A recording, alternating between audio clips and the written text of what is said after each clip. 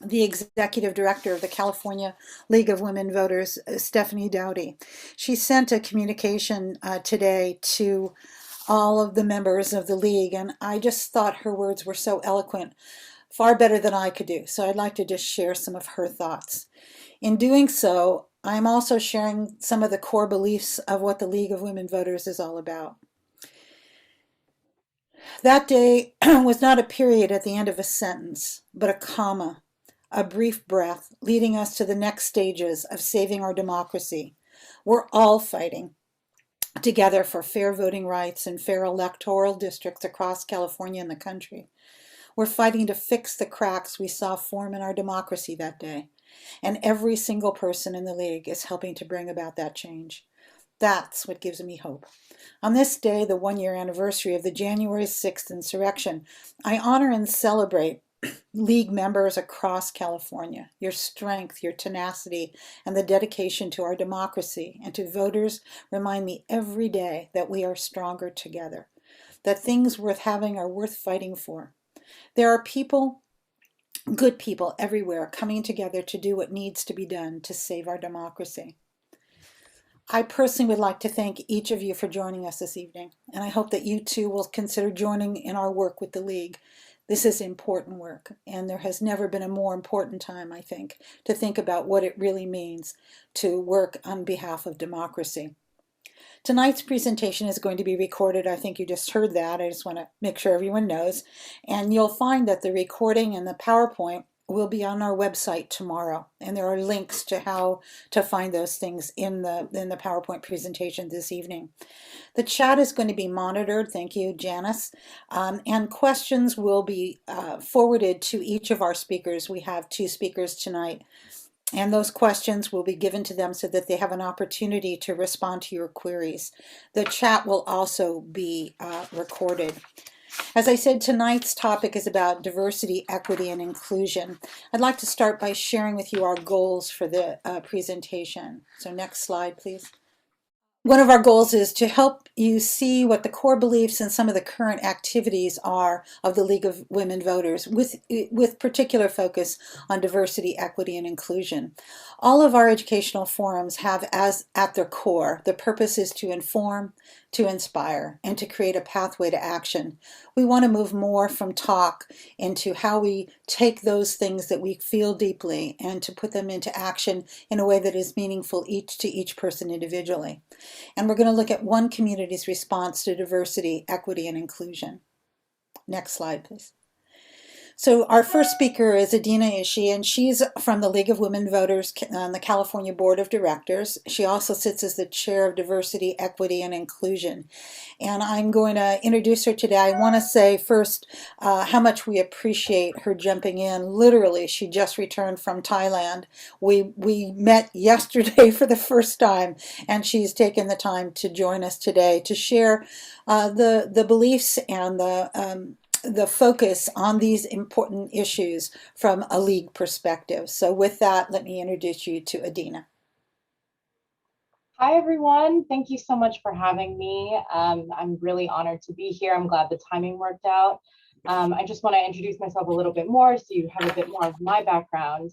I've actually been involved with League for about 12 years now, which is a really long time for someone of my age. I think that I'm probably our youngest state board member, and I was very involved with the Berkeley Albany Emeryville League. I was our youngest president and our first president of color in our 107 years of history. This work has been really important to me because it's something that's really impacted me personally in my league work. Today, I'm supposed to be sharing with you a perspective from the state level. Why is DEI a priority, and what does DEI mean? And we've also got an activity that will help you kind of hopefully engage with the topic. But I want to start with a little bit of a story. So I mentioned I was our first president of color in our league, and I have to say that that was something that was really challenging for me. In my first state convention, I felt that people were not very accepting of me being president. There was this fear that somehow young people were trying to take over the league, which one of my friends in the league says, well, that would be a good problem, right? So, that was really hard as a new president, someone who was already adjusting to the role. And since then, I've also been mistaken as a waitress, which nothing wrong with being a waitress, but at another convention and experienced other microaggressions and struggles throughout my time. But for me, it was so important to stay involved with League because I know that we are better together, that our work requires that we must work together on these different issues that impact our democracy. A representative democracy involves everyone. It means that everyone needs to be involved and at the table. And also, we can't do our work effectively or be impactful without everyone there. Um, you know, at my first state convention, we had someone bring up at the plenary session that they thought we should be focusing more on criminal justice reform and address issues of police brutality. And at the time, this was in 2017, a lot of folks were confused. They didn't understand why that was important, how that was relevant, which I think today we would say is quite shocking. And, I have to say that, with years of working on this topic, I'm really grateful to see how the league has not only turned around its perspective, but I think that other folks, other local leagues have been getting more on board with why this issue of DEI is so important.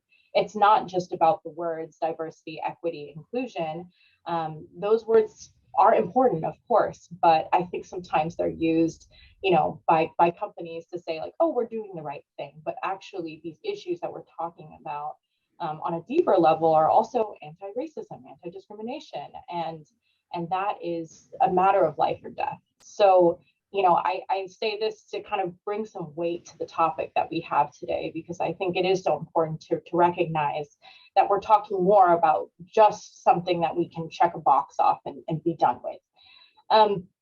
I also want to say that, this issue is a national priority. It's not just a state or local priority. I know that you all in Solano County are focusing on this, and that it's something that's not just an additional thing that we have to do, but something we need to weave throughout all of our work.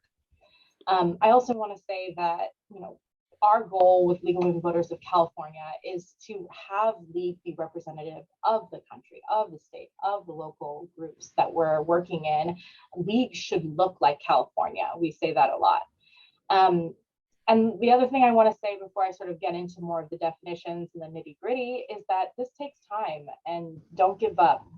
Like I said, I've been involved with League for 12 years and have had my own struggles with working through the process, but I'm so glad that I'm here because this work to me is so important.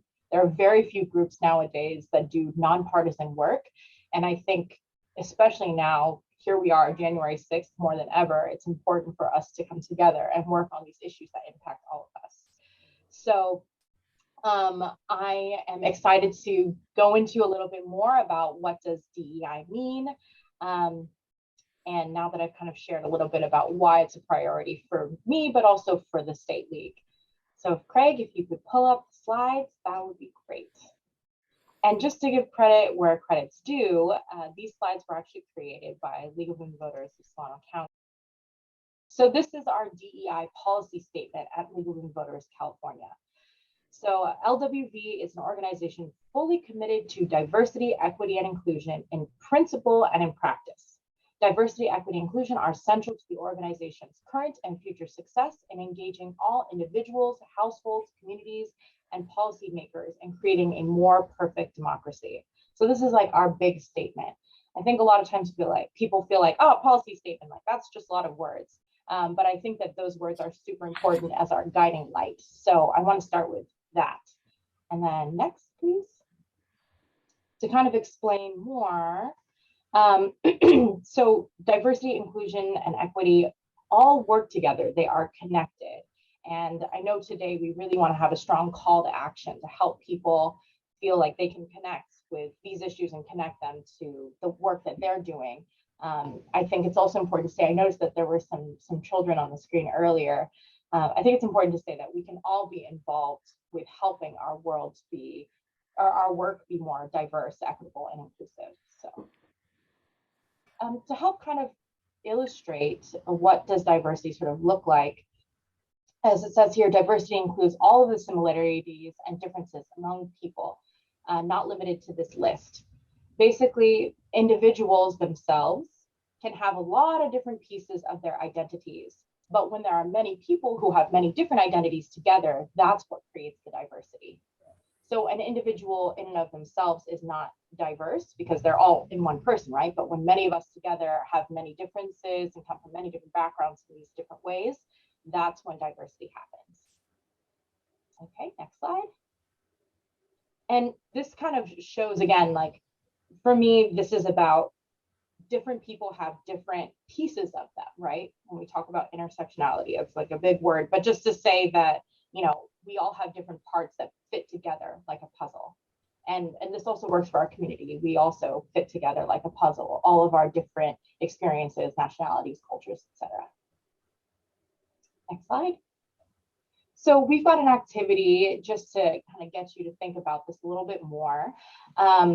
It's called the Just by Looking at Me activity. I know that Rami got it from League of Women Voters California website, so that's great. There are many resources available. If you could all respond in the chat, share something with us. So my prompt for this is, when we allow ourselves to judge someone based on their appearances, we miss out on getting to know the real person and important information about them.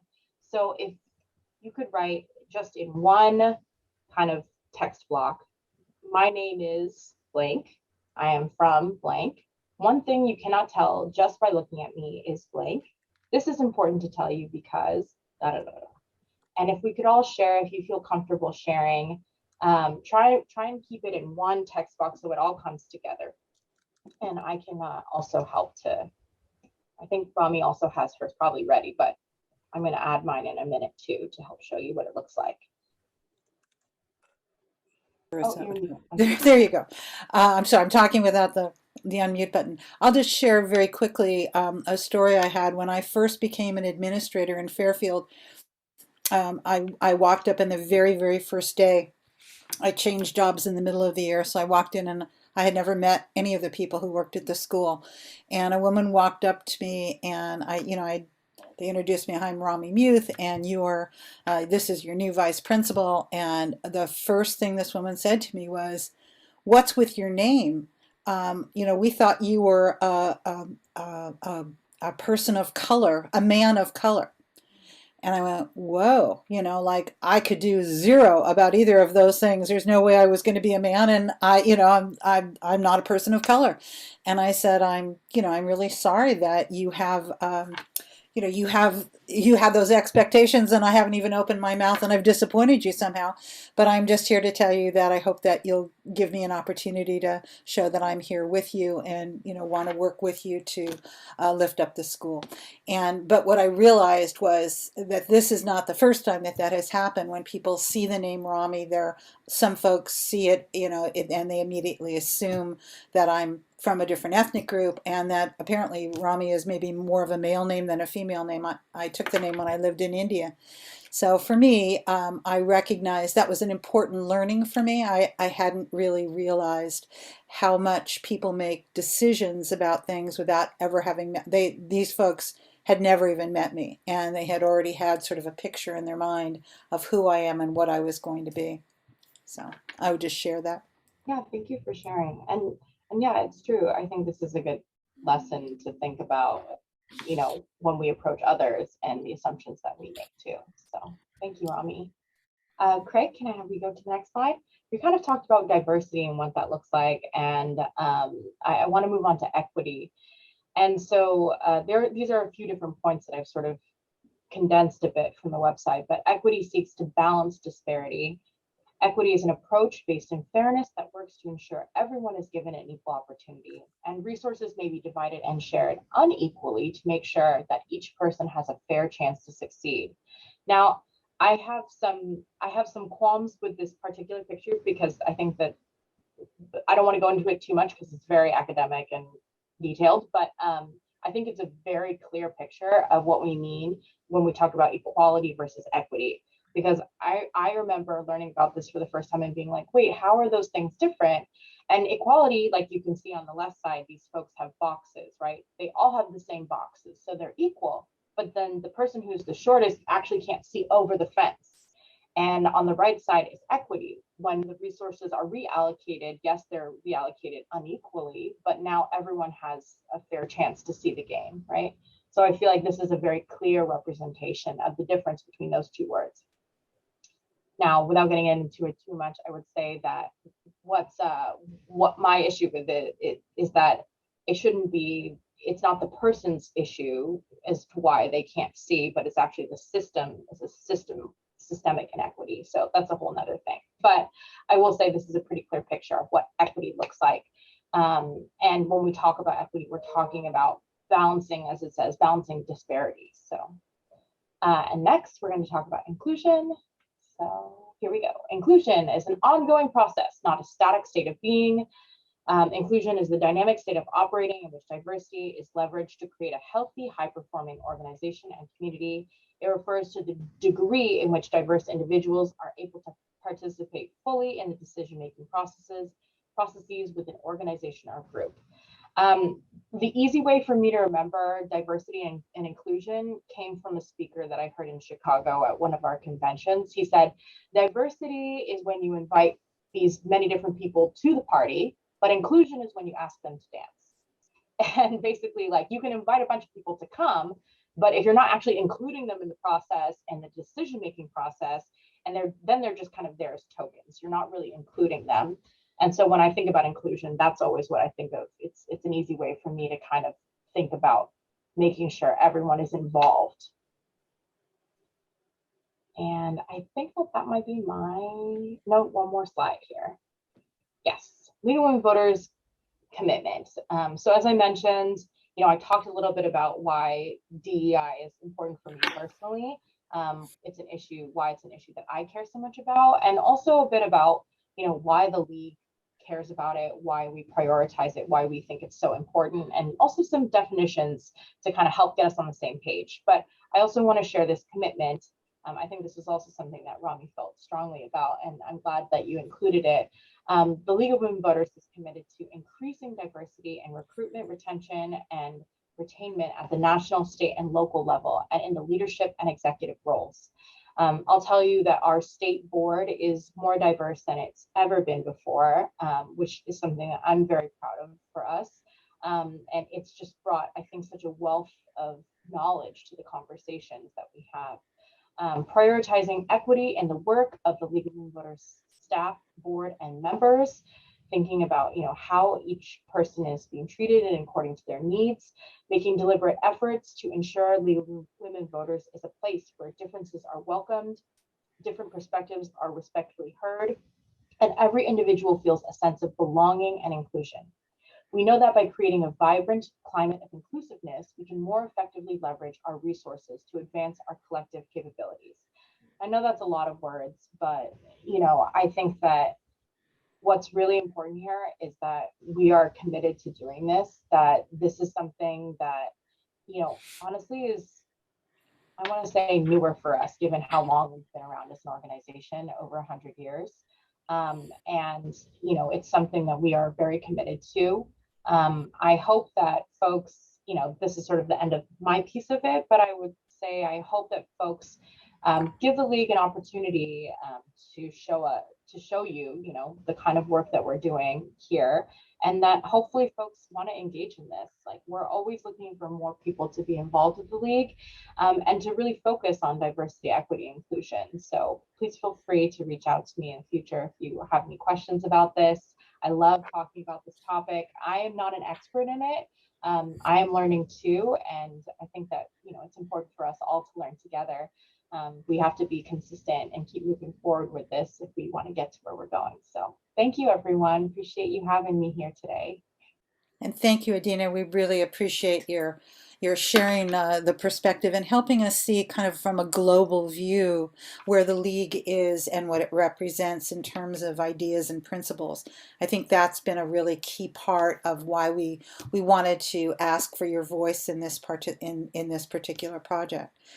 Craig, if you'll go to the next slide, I'm going to talk about this from a local perspective. Each year or every couple of years, the league in general, nationally and on a state level, will identify certain priorities for the work. You know, there are many, many things that are important. There are many topics that are timely and need to be addressed, but you can't do them all. And one of the things that I really admire about the work that the League does is that they create a very distinct focus, and that focus is not just drawn out of the air, but rather it's used in a collaborative process to help identify what those issues are that are of prime importance for the work that they're doing. And it's not like it's a flavor of the month. This month we're going to focus on this and then that'll turn away. The idea is to deal with whatever the topics are with depth and complexity so that they can really be something that you can feel like you're making a substantive change or difference with. On a local level, last year, and I'm going to ask Craig to chime in here because you're the one who coordinated all this. We conducted what's called a listening tour, and this was an authentic opportunity for members of the community to give input. Now, I say that because what I think is important, it wasn't just a nod your head, say that you agree with what we're saying. We want to get all of those in favor, raise your hand. It was really quite different from that. We sought out small groups of folks. We went to the faith communities. We went to youth groups. Really sought out people from all elements of Solano County, not just the ones we knew best. It didn't just center in Benicia or in Vallejo. That might have been the easiest way to do it, but rather it was an outreach to all the communities that chose to participate. And again, the number varied. I don't recall the total number of people that participated. But what I thought was significant is this is the breakdown of the top 3 issues that the members that we spoke to felt were priorities. And you'll see that racial inclusiveness, justice, and equity comes up as virtually 92% of those folks rated that as the number 1 issue. And then we saw voter rights and education at 50% and climate change at 33%. So as we look at those, that has helped direct our work. We have done something called the first Thursday of the month, and it's an opportunity to try to provide an educational forum for the members of our community.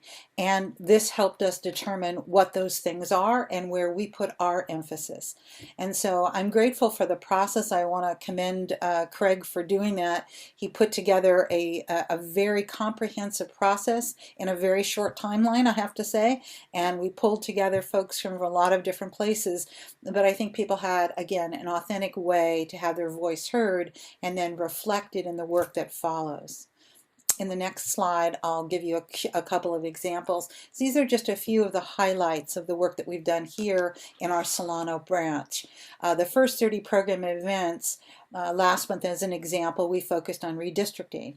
And the reason we did that is because of the timeliness of what that topic means, and the Board of Supervisors having an opportunity to meet in early December.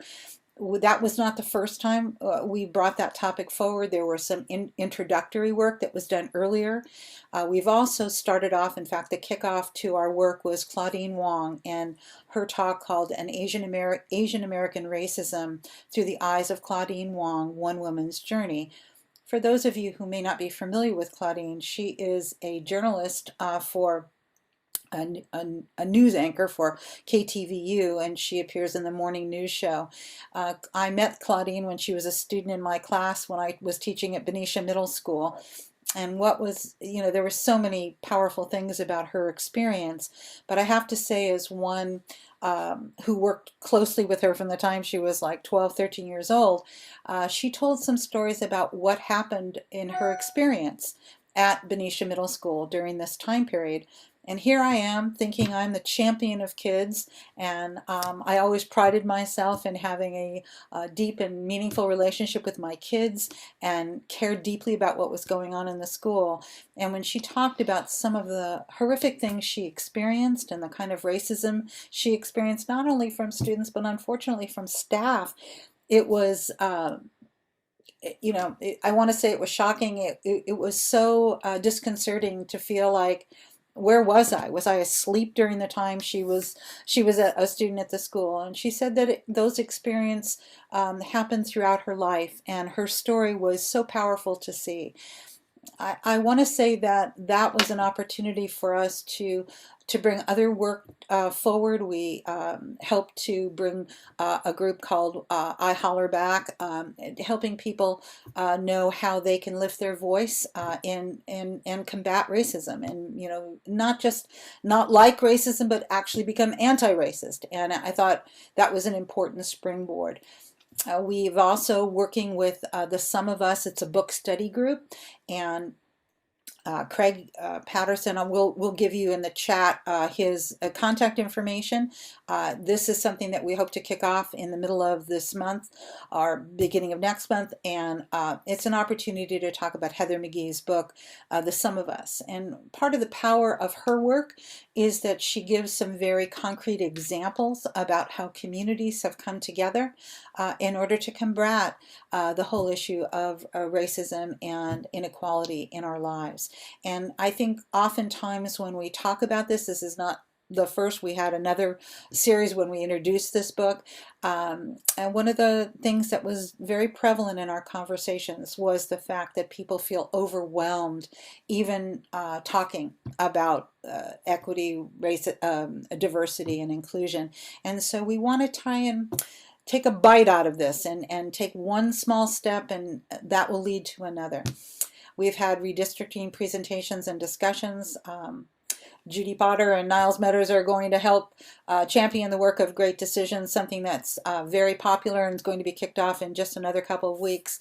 And this year's some of the topics will relate to climate change. We've also had some people come in and talk to us about climate change. These are some of the examples, and again, our focus in each of these events is to inform, to inspire, and to create a pathway to action. I'm really pleased now to be able to introduce to you our next speaker, who's going to give us a kind of showcase. The community spotlight will be shining the light on Benicia. Dr. Maliika Chambers, I'm going to read you a very impressive resume, but I'm going to start by telling you this. She is so much more than all of these amazing experiences that she's had in her life.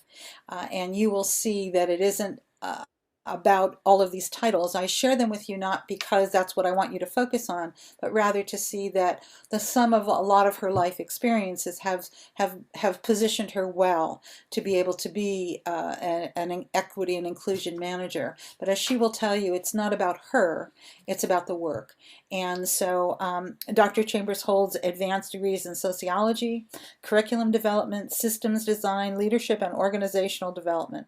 She's a certified project manager, a credentialed educator, and a professional advisor to the California State Boards of Education, the Western Association of Colleges and Universities, and the U.S. Department of Education. Dr. Chambers also serves as a governing board member for the Junior Achievement of Northern California. It is with great pleasure that I introduce her to you today. Thank you, everyone, for having me. I just wanted to start by saying thank you for having me. When Rami and I talked about me coming on to have this conversation with you, I immediately am very humbled because the work that we're doing in Benicia is really exciting. It's important, it's significant, but it is also very, very, it's what I like to describe it as legacy work. The steps that we're making today in city government, but also in the community, are going to be lasting impressions. And it is a very, very weighty role, something that, I kind of carry around with me each day. I was thinking about those comments when I was preparing, when we've had conversations about what we should talk about. And I always struggle with trying to take the spotlight off of me because it's really not about me. I just happen to be the person that's doing this work at this time, but I don't work alone. My position, I'll tell you just a little bit about myself. I started my professional life as a high school teacher at 19 in Oakland Unified School District. It was it was probably the only job I was qualified to have at 19. And that says a lot about, pass the CBEST and have a college degree. And that's kind of what you were. But I loved that part of how I entered the world of work because it was so educational for me, not only as a person of color, but also just in terms of being able to connect with people on a level. If you work in education, and I went on to other positions within education in the public sector before moving into the private sector full-time professionally, it is the kind of work that really, it's focused on the heart. There's a certain aptitude that you have to do this kind of human service work, and that's what it is. What we do in city government and in public sector is aptly called civil service. We want it to be civil and we want it to be service. And so when this opportunity came to me, it was actually not something that I sought out. A Benicia resident and employee came across this position and said, you know what, Maliika, you'd be amazing. In fact, I tell this story, and I probably should stop telling it, but I tell this story where they say, listen, I just want you to apply for the role. I don't want you to take it, because I want to be able to show this community what's possible. And so the reason why that person said you shouldn't take it was probably because they felt like I wouldn't, and I have a professional life outside. And so I went through the process, I honored my commitment, and then it came down to when I was offered the opportunity, they said, well, we really feel like you're the best person. However, if you don't take this position, we might be hard pressed to fill it. And that's important because this work, my role, was not something that the city itself decided that they needed. The community came to council and asked for this position. And so in the idea of civil service, that's exactly what cities are there, and counties and judicial agencies are here to do. That is to respond to the community's needs. And so to me, because my position was created through a city council resolution, which ironically, the council that voted to create this position for Benicia immediately was no longer empowered after that. So this was an important decision by the incoming administration to continue this role and this work. So that was kind of how I came to Benicia. And since I've been there, we've just done some amazing things, again, at the community's request and at the community's support. So the work we do in Benicia, again, if I could just leave you with 2 talking points, it's civil service and it's legacy work. If you could go to the next slide and just show what kind of the day-to-day life is. So before we get to kind of what I do in a day, I want to show you my primary focus areas. This position was created, my role was created in perpetuity originally. It did not have a sunset date. And it's important that we have dates certain around the work that we do because it provides urgency and action. If you think about scheduling an appointment, it'd be like, oh, say you want to schedule a doctor's appointment. You could say, I want to go to the doctor. And you may still want to go until you actually go. You don't really go until you have an appointment. And so what I did was, one of the first things is I wanted to address all of the tasks that this community wanted me to do, but also put it in such a way that we could actually focus. So one of the first things that Benicia has done in support of this work is create a committee on race and equity, which is called CURE. It is a subcommittee of the city council. This body of community residents is brought together to help support the city on becoming a more equitable and inclusive and diverse organization. Now, what does that mean? People think of agencies as, when we talk about equity, we give human qualities to bodies or infrastructures. And so that's kind of not the way businesses work or agencies work. Institutions rely on processes, policy, and practices that make them go. So it is those policies, practices, and processes that inadvertently, or maybe even intentionally, create inequity, create a lack of diversity, create a lack of inclusiveness, or what I might even add to that, a lack of accessibility. And so when you think about issues of diversity, race, and equity, you might just think of race. But when I think of DE&I, I think of economic vitality. I think of, sustainability. I think of all of those things that when we talk about the gaps in equity and accessibility and diversity, they didn't happen overnight. They happened because policies, procedures, and practices continued to happen that created the outcomes that we face today. So part of my role internally within the city is clarifying the intention of our policies and procedures and making sure that on the surface, does the language, does the spirit of the procedure or the policy unintentionally create inequity in our communities? And so considering that we are all part of these systems, that's kind of what we focus on. So we have the committee for race and equity, and we focus on that. That was just seated. There has to be a nomination process in the individual. So I'm really excited that all of the members that applied were selected and approved, and we can get started. Primarily, the work that we will do in this role for the duration of the time is to do an equity assessment. We need to baseline where we are as a city in these issues, and there'll be indicators. There are indicators that determine, just like any other state and federal agency, our ethnic and social and economic demographics are available. And then we will create a report as a result of that assessment. And people ask me all the time, well, how are you going to do it? Are you going to do it? Well, no, we partner with organizations. The City of Benicia has partnered with the Local and Regional Alliance on Race and Equity, which is here in California, and the National League of Cities. I call those two organizations out because from a matter of credibility, I need people to know that this is not, I think Adena said it well, that people are learning and institutions are learning, and there is a repository of people and content around how we do this work, and staff.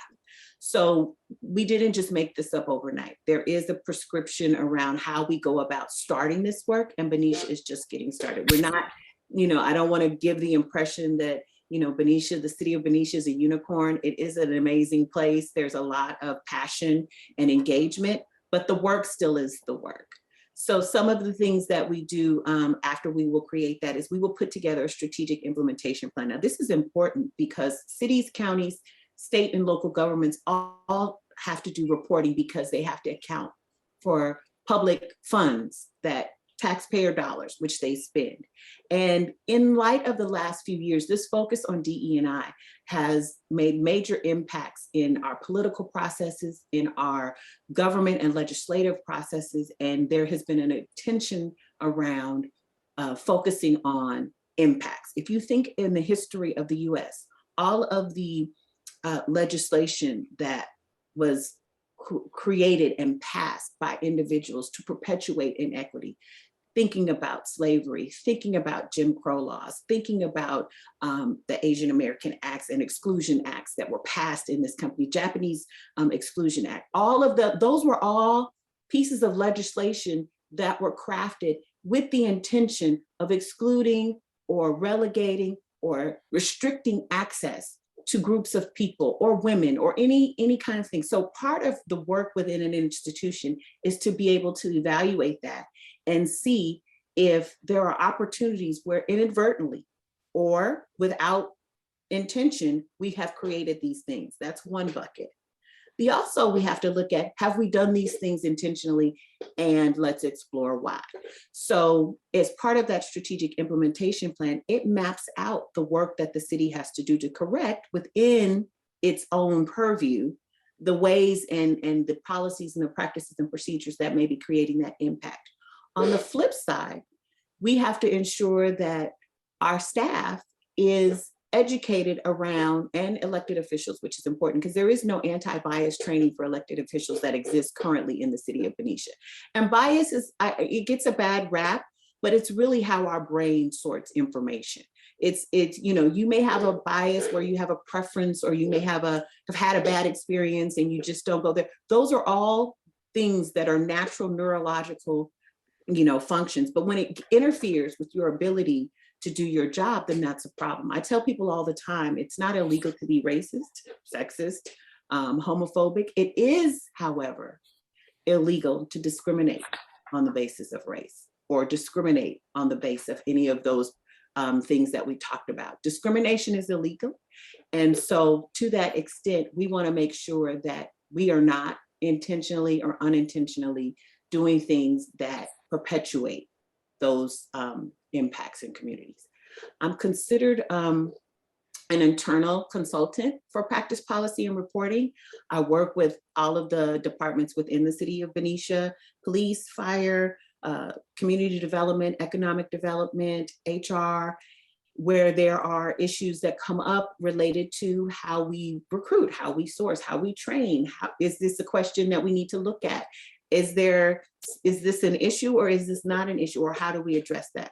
I work with heads of the departments. I work with the members of the community. I'm a resource for city staff to come in and say, hey, I had this experience, or I have this conversation that I need to have. Would you mind sitting in and helping me process, or help me make sure that, you know, I use the right language to be able to have this conversation where I don't intentionally or unintentionally get the unintended outcome that I want. I meet with elected officials about matters with their constituency, or consultation. Say, hey, should this be a Facebook post or not? And I'm always going to say not, but but it comes up. But I like that is an opportunity that people have that resource within. And then also within the community, I spend a lot of time doing things like this, talking about the work in Benicia, but moreover, talking about how this city is dealing with it, but what other strategies and resources and ways can we work together as a community, the business community, if you will, the nonprofit community, if you will. What are the things that we should be focusing on and looking at? So, high level, that's kind of a day in the life for me at the City of Benicia. Again, a lot of my time is spent, meeting and consulting with other departments or with members of the community. It's not an easy job by any stretch of the imagination, but it is definitely one of the most fulfilling and rewarding I've had in my professional life. I know I'm trying to be mindful of time, but I also wanted to make some space for questions, because one of the reasons why I came to have it in addition to being asked, was that so that people can engage with me and ask me questions, and I could have some time to answer them while people are still on and available. So I'll pause there and see if there's any questions. That's perfect. Please use the chat function, and that's a great opportunity. And you may also have questions for Adena, and feel free if you have questions related to the league. We're interested, and we want this to be interactive. I'm curious, Dr. Chambers, if you could share with us, if there's anything folks who live in the city can do to support your work, whether that means talking to their representatives, or, maybe bringing something like what you do to their cities. Yeah, I'm happy to share that. So that's actually a really, really good question. A lot of times people don't know how to engage with city officials. So one thing is just the natural way. You could always reach out to any city official and request a meeting and have a conversation. But I do, as we've learned, asking the right questions is always what's most important. And so coming in with just a question, how do I would say that one thing that is critical is awareness and involvement. We have to know what's going on, how to solve it. A lot of times council and mayors get questions all the time about, can you fix this or can you do that? And there is no there. They need to know what should we be focused on. I would definitely suggest that people attend a city council meeting, or at least review the agenda to see what kinds of things are coming up, what kinds of decisions are being made. One best kept secret in city government are the boards and commissions, which oftentimes they have seats that are open, they go vacant. Commissions go on hiatus because there's just a lack of participation. And one of the positive outcomes of the pandemic, as we've seen it, I mean, we're all here today virtually, but a lot of the board meetings and council meetings are virtual now. So that used to be a barrier to entry for a lot of people. Time or parking or being able to be mobile. Now you can participate even passively and become informed so that you know what to ask for. There, in Benicia, there's a lot going on. Benicia is a deep port city, one of two in Northern California that is on the coast, that, shipping, you have rail, you have access, you have refineries. It's just a really, really important city in terms of services and housing development. economic, sustainability for businesses is all available, here in Benicia. And a lot of times people just don't know. They don't know. So getting involved is critical to know what's going on in your city and how to get involved. Somebody asked, Rosalind asked, what community group prompted you, the city to hire you, and what was going on to bring the community to the point where they would ask for a cure commission? That's a great question. So, and because I didn't know, I was on the outside of the process. I didn't know how the position was created. My position was created by the work of, I believe it's Benicia Black Lives Matter, who partnered with the local government at that time to craft the resolution to ask for not only my role, but a series of other demands out of the social unrest that was happening at that time in 2020, the death of George Floyd, a lot of the political unrest that was going on throughout the nation. It was a great catalyst and flashpoint for cities and people and citizens to get involved. And Resolution 2103, 2020 was the year that it was passed. It was the 103rd resolution that came before the council that year, actually created my position, which then required the city to post and hire my role, which is how I came to be. Thank you. Another question is, does the city have any specific measurable goals in relation to improving diversity? That's also a very good question. Part of my job is to help the city with that strategic plan that I talked about, is to develop the goals. So first thing, we need to collect the data on where the gaps are within the city. And we want to make sure that that analysis is done thoughtfully and not symbolically. When you think about data collection, and it's a lot going on, there's data and then there's a narrative. So right now we have a narrative. We need to collect the data and then determine what the narrative will be, and then also create those goals. So right now, I mentioned some of the surface goals around Benicia, just that you can believe by observation. What we need to do is get down deeper and see what is the city's, and then we need to prioritize. Where are we in the city and what will be the most important? And for me, with the time that I'm there, I want to be able to make the most impact. So right now, we do have some, just on the surface, discrepancies within hiring. Discrepancies within, how we go about recruiting talent to work in city government. We may have some opportunities with how we, invest and how we support and what initiatives that we fund. And so right now, those are just the surface ones. But once we do our assessment and dig in a little deeper, we'll have some priorities that the Cure Commission will work with the city to help, publicize. And again, those Cure meetings, the commission is a Brown Act committee. They are public. The agenda, the minutes, public comment, all of that goes with it being a formal subcommittee of the Benicia City Council. So, thank you. What types of outreach measures do you think are helpful for organizations that wish to become more welcoming to diversity? I think one of the first things we do is we have to figure out what the community wants. You'd be surprised. I mean, I think people assume a lot of times that, oh, we'll have an event or we'll have some kind of a celebration and people will want to participate. I think we really need to do like what we're doing here in Benicia. We need to take the time to actually assess what does the community need and what does the community want and how do we balance that. Right now, more than ever, we're in unprecedented times where it's really important for us to be intentional and clear about the work that we do. We can make small gestures that have big impact, but organizations shouldn't even presume that their mission and their values that they began with are still resonate in the same ways today. I would say that organizations that are curious about how to engage in this space, because it is a really, really delicate space to be in, you only kind of, you can't get it wrong.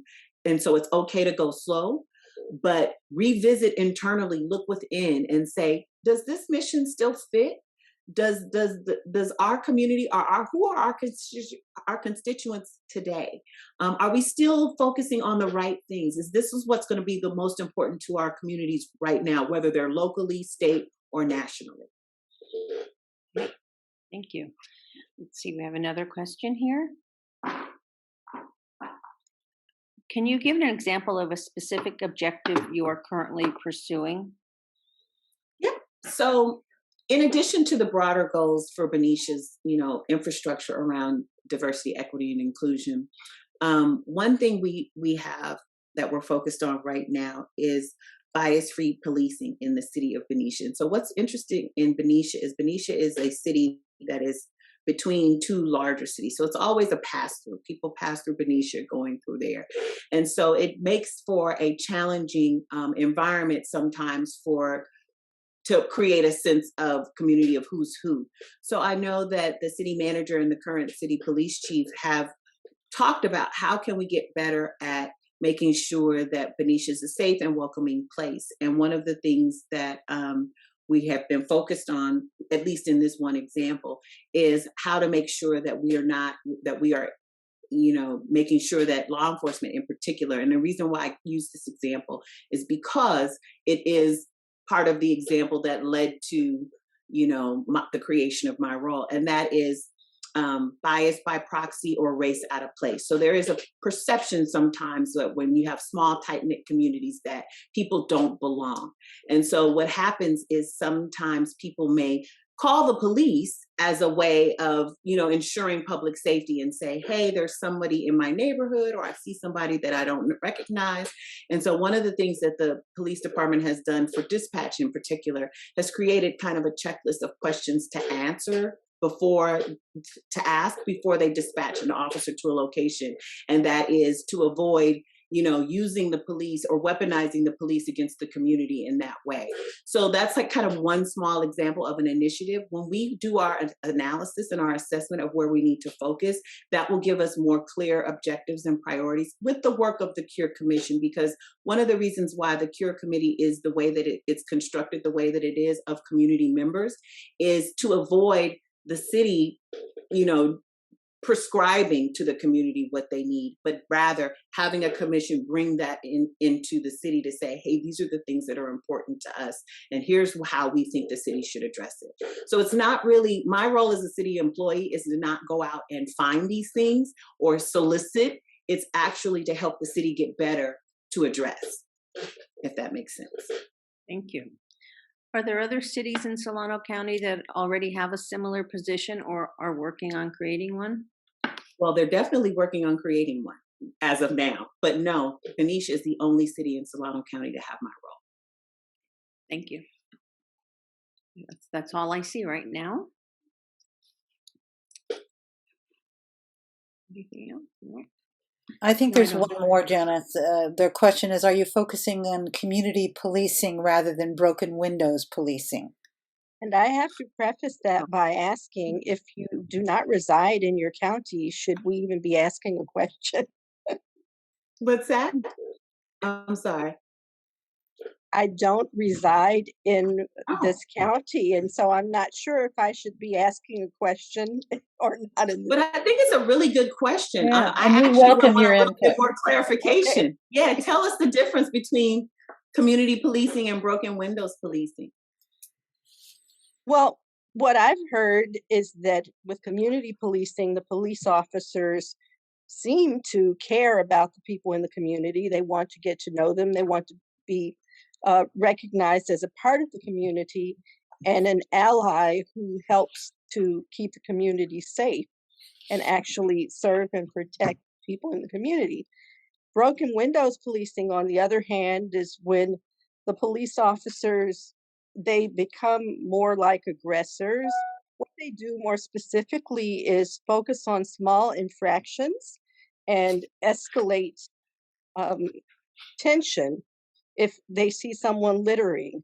I understand that in some communities, if you are drinking on your own patio or out maybe on your porch and the police officers see it, they can come and threaten to arrest you, whereas in most communities that just wouldn't happen.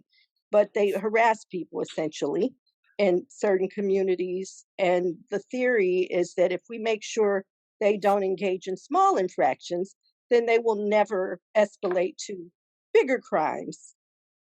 Yeah, it really just amounts to harassment. It makes people resentful, makes people fearful of the police, and just undermines the work that they should be doing in conjunction with the communities. Makita, I think that's a great question. What I will say about what we're doing in Benicia, in particular, when it comes to community policing, one of the goals that the police chief and I have been focused on over the last year is really been around othering. So when you talk about community policing, there has to be a sense of community. Who's in the community, who's out of the community.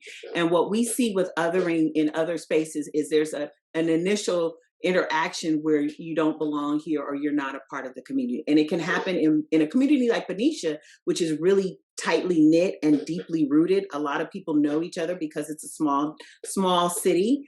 In that respect, the community can actually other people. They can other the police. I mean, I've seen it happen where they say, well, you must be new because I've been here 40 years and I've never met you. And I know everybody on the police department. I've met everybody. So what I will say is we've been focused on making sure that we don't get to a point of patrolling. What you're talking about is policing a community from the standpoint of patrolling. What Benicia, and it's also a question of resources, which is one of those reasons why when you build a business case for what police should be doing, it's a limited staff, it's limited resources. How do we best want to invest those resources in the community? It's really less around patrol and more about protection and service and response. So what we've been trying to work within the police department in Benicia is being responsive versus reactive. So that example that I told you about dispatch asking questions of callers before we dispatch an officer, that's a matter of us being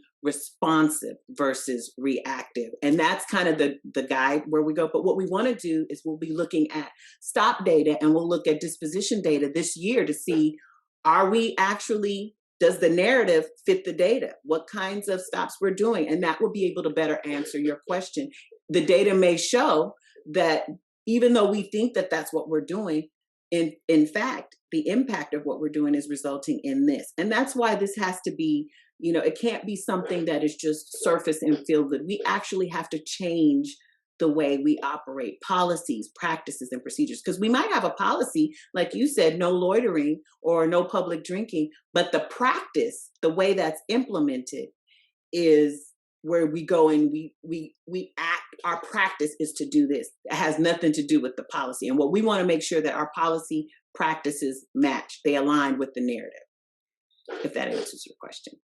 Dr. Chambers, there are a couple of comments, not questions, but I'll read them to you if you want to comment on them. The first one says, community policing begins with a commitment to building trust and mutual respect between the police and the communities and community. The second one says, broken window policy states that visible signs of crime, antisocial behavior, and civil disorder create an urban environment that encourages further crime and disorder. I don't know if there's any. And then there's another one. Thank you. Somebody's thanking somebody for writing that. And the next one is, as a public defender, I certainly appreciate the focus on policy and practice. If I may ask a question, I'm going to put myself on. Okay. Well, I am local in the community, and I'm a business owner in the city of Vallejo. And I worked in Benicia for 5 years as a real estate agent. And one question, and I had to take a phone call, so my apologies, but I was wondering if your job, Dr. Chambers, is it a contracted job, or is it going to be something that's going to be ongoing? Because I have learned that in the city of Benicia, that sometimes they do things that are politically correct. And I don't mind being challenged because that's who I am. And people in my community, they know who I am. So I don't mind, saying certain things, being an African-American woman, because I know I was racially profiled in Benicia and I worked there. Mm-hmm. So what my question is this going to be an ongoing situation with your position, or is it a contracted position just to be politically correct because of all the situations that are going on in society? So that's one question. And then the second one is, where do you see this really progressing? Because this is why I moved my business from Benicia to Vallejo, because of the diversity in the city of Vallejo as opposed to Benicia. So those are two of the questions. So where do you see this going from this point on? And is your job contracted? That's just for a political correct situation. I think that's a very, very, thank you for your question. I think that's a very, very good question. So to answer the first part, I am a part-time city employee. So I'm not a consultant. I have a part-time contract, just like any other city employee. I'm not permanent. And I think, the difference is. And so I work 25 hours a week. So if you ask me on the scope of, is this ongoing, prior to me coming on, there was no end date. But what that means in city government is that my position would have to continuously be reauthorized by city government and budgeted for funds to pay for my role. So it's both and. I'm a city employee, not an independent consultant, and not under a consulting contract like a professional services agreement. I am hired by the city of Benicia. However, my position is funded. It has to be reauthorized every year. So in the last amendment for my role, where I wanted to create some clarity, and I did put an end date, I requested that end date so that the city could be serious about whether or not they wanted to sustain their commitment to this work on an ongoing basis and not leave me to languish in a role with no, funds, no committee to work with, because there is no staff. This is not a staff position. It's just me and nobody else. I don't have an assistant or an admin. So it will be up to the community to decide how they want to reinvest their funds over and over again, because I'm paid by taxpayer dollars. So I will say that.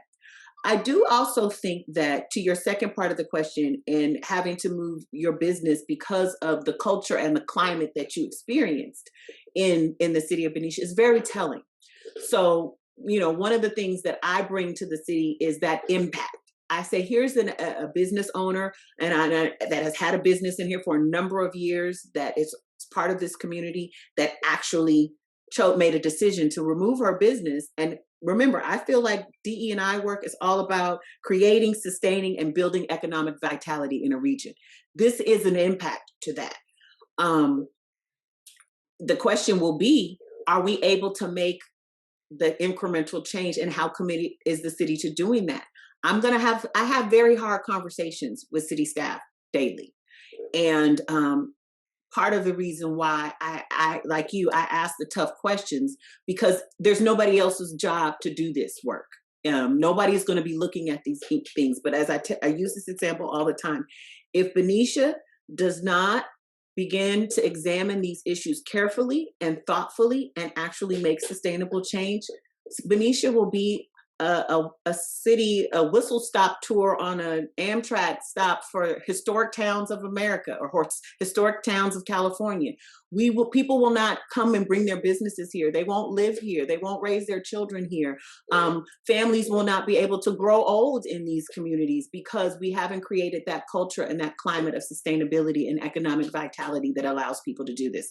So this work is critical. It's imperative to survival. That's why I say anti-racism is capitalism. Anti-equity is economic vitality. We have to change the way we're thinking about these things, because all of these things, inclusiveness, diversity, equity, is all about making sure that people can thrive, not just survive, and that they feel that they belong. So those are great questions. And I have as much hope as everyone else on this call that we're going to be able to do it in Benicia, but time will tell. Thank you, Dr. Chambers. And thank you so much for your response and your transparency. I appreciate it. Excuse me. Sorry to interrupt you. Yes, there were several comments thanking you for that. So I'm just letting you know that. And now there's another question. How does the city manager, being a former police chief, maintain a clear and objective perspective when addressing the issues of othering?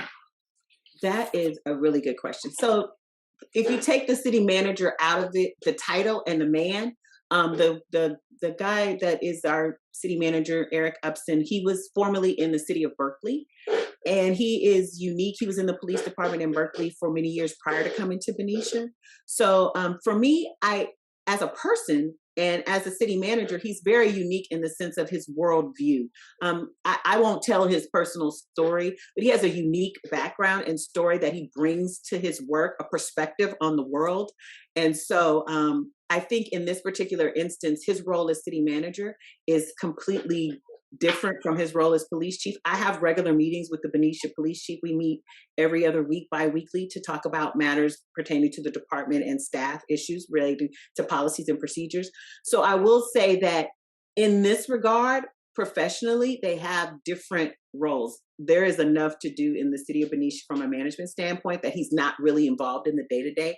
And the person that is in that police chief role is very, very open, if for lack of a better word, to understanding this concept of othering. He's even actually allowed me to have that conversation with staff just as a first step for them to even be able to consider this possibility of othering. And what the example we used is that example I shared, where a citizen othered the police officer by saying, "Where do you live? You're not local. I've never met you before."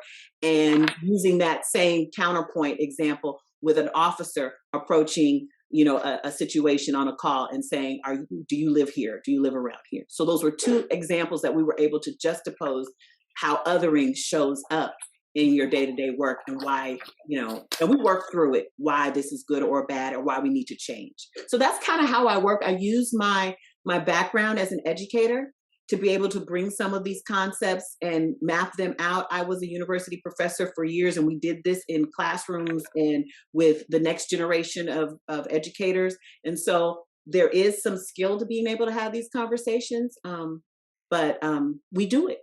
We do it. Oh, hand up, there you go.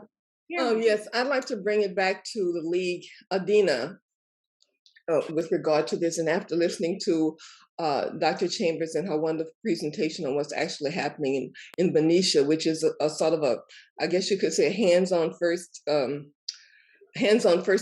impression of what's actually going on in a specific place. I remember when we first met, Adena, it was the first time the League of Women Voters ever even mentioned the word diversity and inclusion. Remember that? I'm just wondering now, because you also mentioned in your talk that it doesn't happen immediately. It doesn't happen right away. And the things that people have to understand in order to make things happen. And I know from my personal experience that it takes a long time for good white people to even recognize that something needs to be done and that they're the ones to do it. After listening to Dr. Chambers be very specific in what her job is in dealing with inclusion and equity and all of these problems in all of the different organizations, especially when as it relates to fair housing and job security, the whole 9 yards.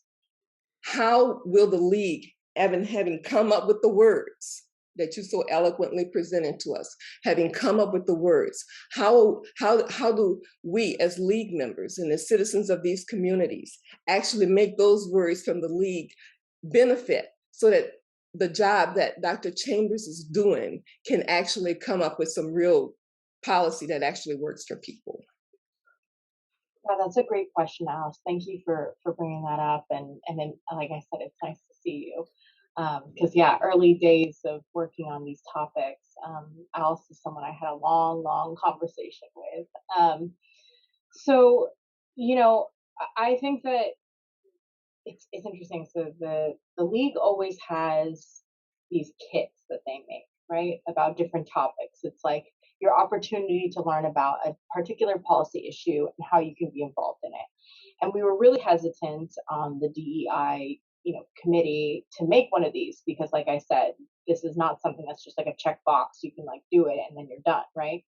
But we did want to create a guide, and so I know that Rami is going to go over. Yeah, we're going to show that at the end, but we do have the guide and to share. And so in this guide, Alice, that we created on the DEI committee, we came up with a list of resources. Ways for folks to learn more about this topic, because of course, being the league, education is a big part of this, right? Understanding, what is diversity, equity, inclusion. I think that that's actually the wrong move. I think that, Rami, I know, was talking about listening to her earlier. We need to see what it is that the communities need for us to be then engaged in order to be making actual change in specific policy areas. I think that when we talk about issues like, healthcare or housing or education, we need to be talking to different folks in the community to make sure that when the league is advocating for something, that we're being representative of everyone in the community, and specifically also working with folks who are underrepresented in our democracy to make sure that their voices are being heard.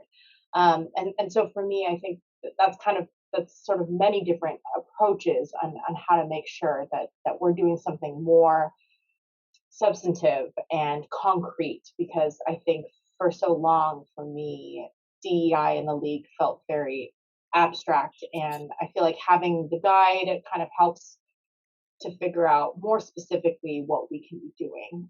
So I'm hoping that that resource is helpful for you all. There isn't a very clear, here's what you need to do, ABC, and I think that that's what's tough about this, but I think I always talk about this like it's a process, because there are so many different ways that we can be, using these concepts of DEI in our work, and I do think that the guide does cover different ways that you can weave this into your work throughout many different topics. So take a look at it and come back to me and tell me if you feel like it doesn't answer that question. Right, and it's very important to note that the league offers the community, which is why I'm a member of the league, some very important resources. We are a resource tool, and when it comes to voting and actually understanding how government works and what you have to do to make it work for you and for and for your community, the league is, in my opinion, top notch in that regard. But when it comes to people of color, and everybody seems to talk around it, and the league has the best of intentions like everybody else, and I'm proud of the work that you've done, because I totally remember those first conversations we had on that floor that day. I mean, we let it all hang out, but things are at a position right now where I'm getting old, and I don't have time to wait for too much more to change going forward. It seems to be going backwards. So that's part of the reason why I'm asking this question. My kids and grandkids have done everything that they're supposed to do to be good citizens and to make it in this country. But to move backwards is a real problem for me. And I want the league to do what it does really well, which is to take what Ms. Chambers is doing and make sure that everybody understands what that means, not just for people of color, but for them as well. So I just want to make sure that happens. And that's why I wanted to bring it back to the league, because it's really wonderful to see so many of you out here. And I see some of my friends answered my call to come, and I'm so excited about that. And I just want people to know that the league is in a position to make sure that what Dr. Chambers is doing gets done, that the policy is made. But we can't do it if we just sit back and talk about it. We have to make sure that we're out there fighting for it. Yeah. I'm done. No, thank you. Thank you for saying that, Alice. And you know what?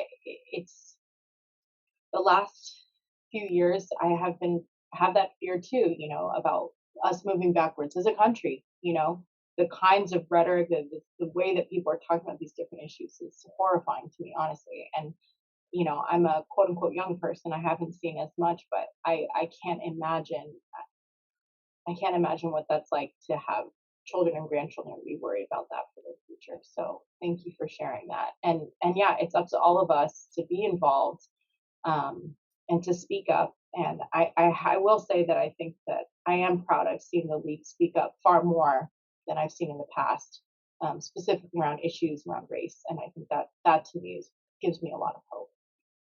Yeah. We have another question from Michael Silva. Hi, thank you, everyone. Just kind of on that similar topic. I'm not sure if I'm Alice's friend, but she invited me, so thank you, or informed me about it.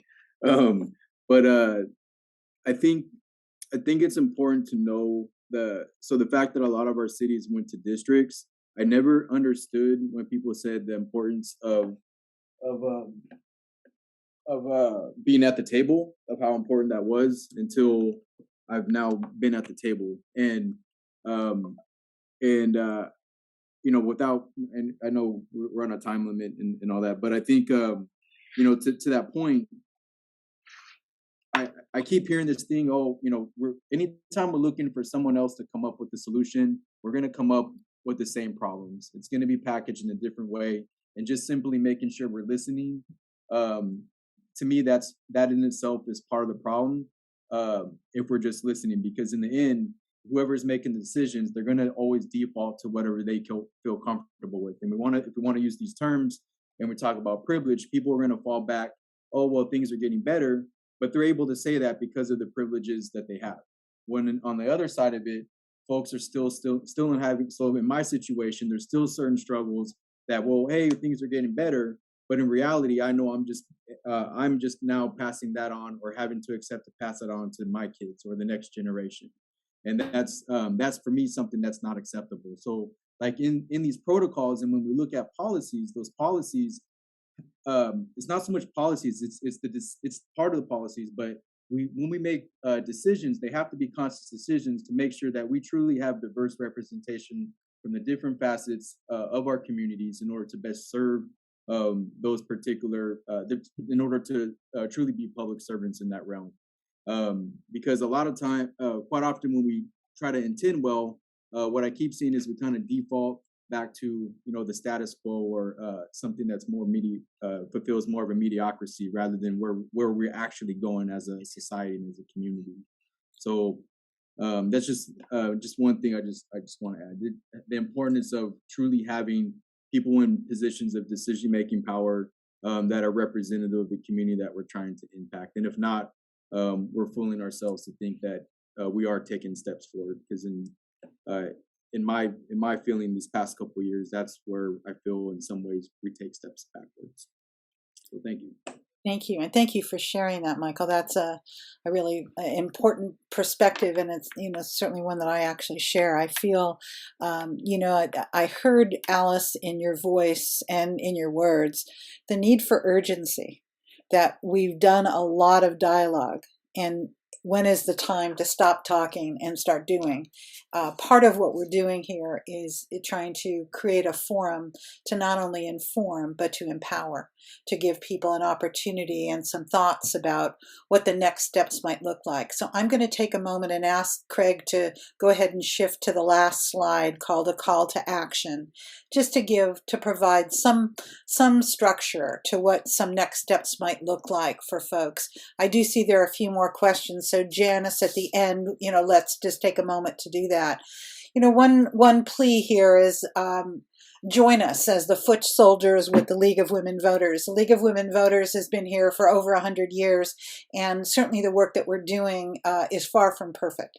But we need voices, and I will tell you that it's men and women. And in our case, it's not only diversity by race and ethnicity, it's also by age. We are a group that is aging out, and I think, Michael, what you said really resonates with me, because I think people do by default go to that which we feel most comfortable. That may not be what is the reality of what is needed today. And so by having people work together and build bridges between the different groups, I think we're going to be stronger. So I'm going to encourage folks to do that. There's the website for how you can actually join the League in Solano County, or whichever area is closest to you. Adena also talked to you about a resource guide. This is the direct link on how to get there. And Maliika mentioned the idea of attending city council meetings, becoming part of the political process in whatever forum feels right to you, is, I think, an important part of empowerment, and also making the kind of change that we're talking about. I worry that we're moving at a glacial speed. It troubles me because I see, when we talk about what happened a year ago, I would love to say that that was a single event that happened over a day. I don't think that's true. I think that that what happened then is indicative of a much deeper chasm that we have, and that's going to take a very concerted effort for people to step forward to bring change. On the next slide, Craig, we also have, I just want to call out that the DEI resource guide, there's a tremendous array of resources here that people may find useful if they're working with various groups. What are some of those first steps that we take? What are some questions that we ask? How do we begin to work? I found those materials to be very useful, so I just share that with you with that thought in mind. I do want to say that our goal tonight was to inform, to inspire, and to give some pathways, some structure for action. And I hope that we met that goal for you this evening. On behalf of the League, I want to thank you for joining us tonight. The dialogue was very powerful. There was a lot of important things to think about, and I think questions were raised that really show the depth of thought and care and commitment that you all brought to this table. I would like to take a moment to thank the people who made tonight happen. These kind of events don't just drop out of the sky. They take a lot of effort. I want to begin by thanking Carol Patterson, who's the president of the Solano branch. Her leadership, her inspiration as a leader, her tireless efforts are not will never go unnoticed, at least from my eyes. I want to thank Craig for his technical support and expertise. I want to give thanks to Janice Adams, who in my mind is the bar that we should all strive for, because she shows up every single day. She comes with her heart and with a willing hand, and don't I wish we had 5,000 Janice Adams, because we would all be better if we did. I'd like to leave you with some closing thoughts tonight. Frank Bruni today, in his editorial in the New York Times, talked about something that really resonated with me. He said, one of our glories as a country is how we tell everyone to reach for the sky, how big we tell everyone to dream. But that's also one of our greatest predicaments, because a land of promise will invariably be a land of promises that are unkept. I want to say to you, don't ever stop reaching. Don't stop your dreams. Don't give up, because it is slow, but it's an important process, and we're all part of it. I'm going to close with, for me, words that inspire me every day. And they're by Margaret Mead. I'm sorry. She said, "Never doubt that a small group of thoughtful, committed citizens can change the world, because indeed it is the only thing that ever has." And hopefully that's what all of us represent here tonight. We are that thoughtful group of committed citizens who want to make the world better. I want to thank Adena for your sharing your experiences and your expertise, and thank you to Maliika Chambers, Dr. Chambers. Thank you so much for sharing your knowledge and your expertise with all of us. So I don't want this to go past the fact that we have a woman here who is so totally committed to this. Rami, your passion, your dedication to this is overwhelming. And I want to thank you, as all of us do, for everything you're working to do for our league. Thank you so much. God bless you. Thank you. Thank you, Rami. Thank you so much. Thank you, all of you, for your thoughtful input tonight, and I hope that you will join us for future events. Just mark it on your calendar, first Thursdays of every month, and the topics will vary according to the need and the input from our community. If you have thoughts about things that you would like to see addressed in those Thursday forums, please drop them in the chat. We'll only grow and get stronger and better if we hear your voice. So thank you.